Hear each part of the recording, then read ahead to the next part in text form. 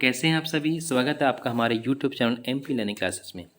तो बच्चों, हम आशा करते हैं कि हमारा जो पिछले जो वीडियोस हमने डाले थे ब्लूप्रिंट्स की संस्कृत और आपकी इंग्लिश भाषा के, वो आपको अच्छे लगे होंगे। और इसी तरह से हम लोग आपको नेक्स्ट हिंदी भाषा के लिए भी, हिंदी सब्जेक्ट के लिए भी आपको ब्लूप्रिंट्स और किस तरह से आप तैयारी कर सकते हैं उसके बारे में हम जानकारी देंगे। और इसके अकॉर्डिंग अगर आप तैयारी करते हैं और स्मार्ट वर्क करके तैयारी करते हैं तो बहुत अच्छा नंबर आप लोग गेन कर सकते हैं, है ना। तो चलिए स्टार्ट करते हैं। ये आपको पता ही होगा, ये माध्यमिक शिक्षा मंडल मध्य प्रदेश भोपाल के द्वारा आपको ये अपना जारी किया जाता है और वही आपसे एग्जाम्स आपको करवाते हैं। इसको हम एमपी बोर्ड बोलते हैं, ठीक है।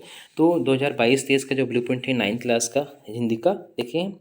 तो देखिए, blueprint of the question paper 2013 to 20, ये भी 70 मार्क्स का होगा, 75 मार्क्स का सॉरी, और आपको 9th क्लास के हिंदी का है। तो चलिए देखते हैं आप हिंदी में किस तरह से अच्छे नंबर गेन कर सकते हैं उसके बारे में। तो देखें आप, पहला जो है आपका इकाई 1 जो है आपकी क्षितिज जो है भाग 1 काव्यखंड। इसमें देखिए, काव्यखंड में आपके टोटल जो आवंटित आपको अंक है वो है 17 मार्क्स आपको मिलेंगे इसमें, ठीक है। इसमें देखिए, पाद साहित्य का इतिहास एवं काल विभाजन, सामान्य परिचय, भक्ति काल, आधुनिक काल, छायावाद, प्रतिवाद, नई कविता, है ना, ये सभी चीज़ें हैं आपके। इसके बाद कवि परिचय के बारे में आपको इसमें कोई पढ़ना है। भावार्थ में आपका संदर्भ, प्रसंग, भावार्थ, काव्य, सौंदर्य, है ना। इसके बाद सौंदर्य बोध तथा भाव एवं विषय वस्तु पर आधारित प्रश्न क्वेश्चन रहेंगे, जो कि आपके 17 नंबर के आएंगे।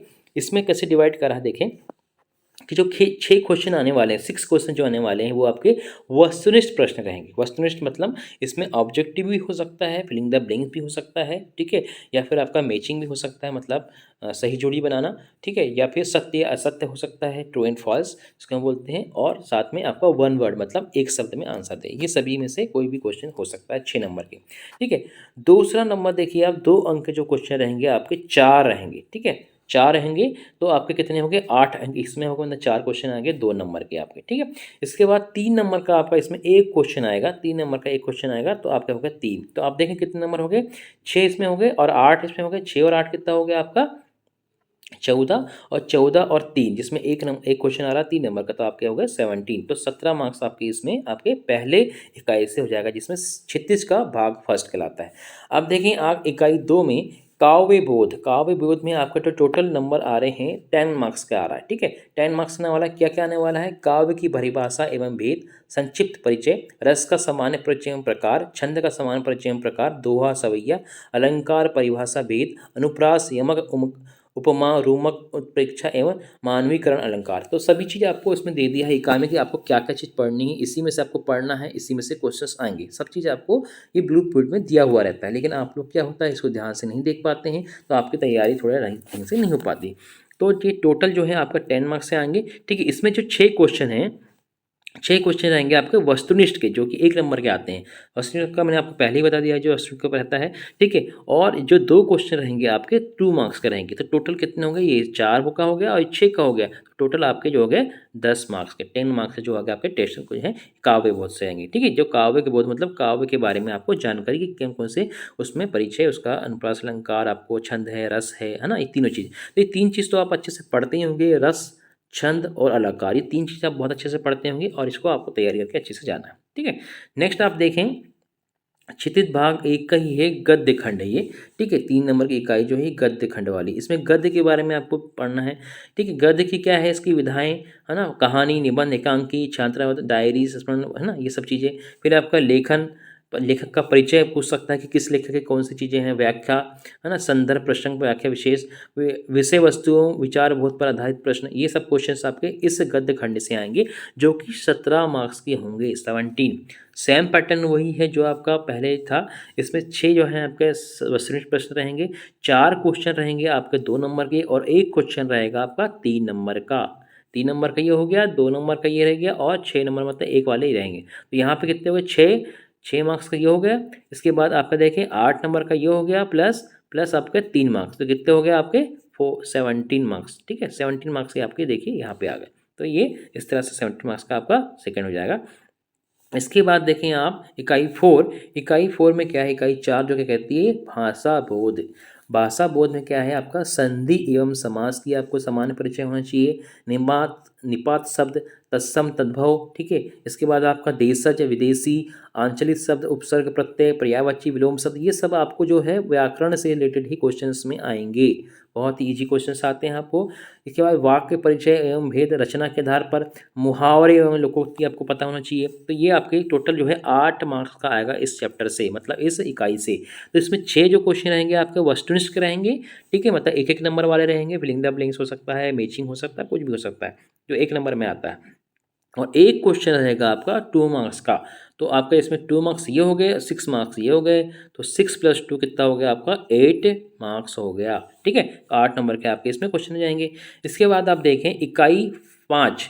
इकाई 5 में क्या है आपका कृतिका। आपके दो इसमें क्या होते हैं, एक क्षितिज होती है, कृतिका होती है। तो क्षितिज की जो है ऊपर पूरे पार्ट हम देख लिया।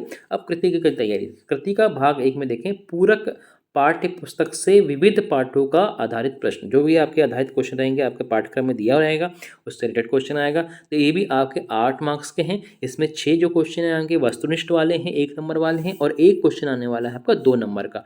तो आपके 6 + 2 कितने हो जाएंगे, 8 हो जाएंगी, ठीक है। ये आपका कृतिका भाग का हो गया इकाई 5। अब देखिए इकाई 6। इकाई 6 में आपका होगा अपठित बोध। इसमें आपका अपठित काव्यांश भी हो सकता है और गद्यांश भी होता है, जिसको हम अनसिस पेसेज बोलते हैं, अनसिस पेसेज या फिर अनसिस पोयम, है ना। ये दोनों चीज़ आप हो सकती है। आप कवि कवि दे ये सब कोई कविता दे देगा या फिर कोई गद्यांश दे देगा।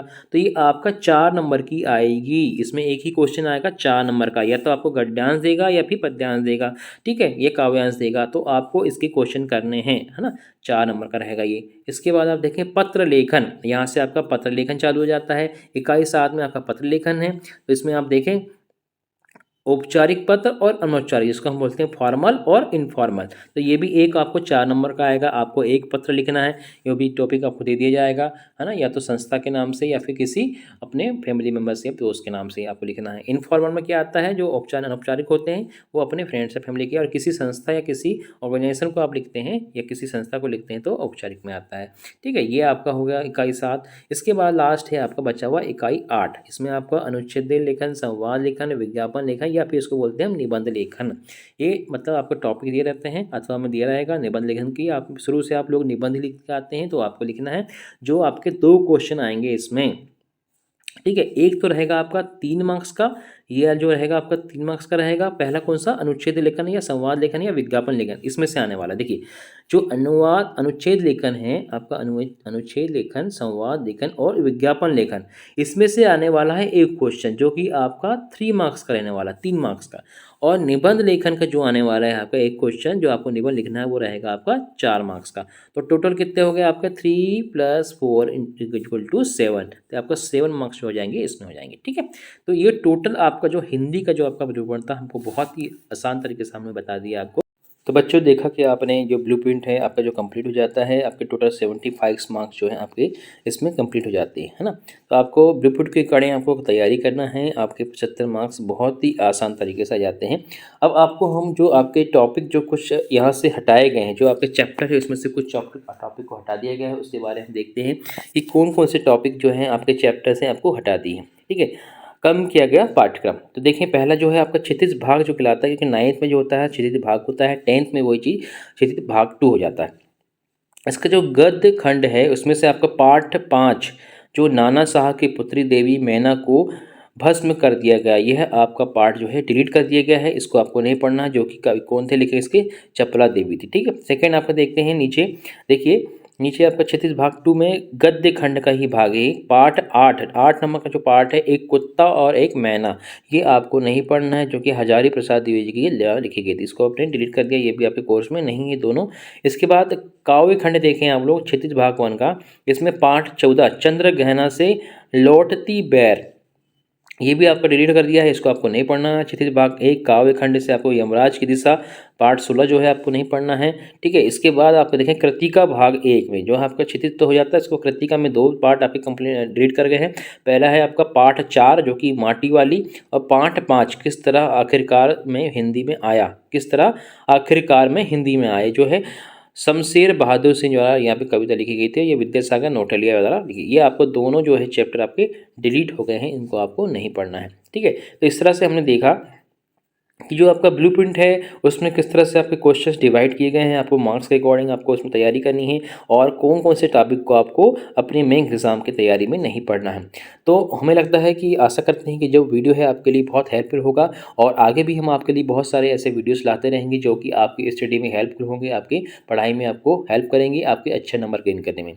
तो चलिए बहुत बहुत धन्यवाद आपका इस वीडियो को देखने के लिए। इस वीडियो को आप लाइक करिए, सब्सक्राइब करें चैनल को हमारे और शेयर भी करते रहें आपके फ्रेंड्स के जो कि आपकी क्लास में पढ़ते हैं ताकि उन लोगों को भी इसका लाभ मिले। तो थैंक यू वेरी मच।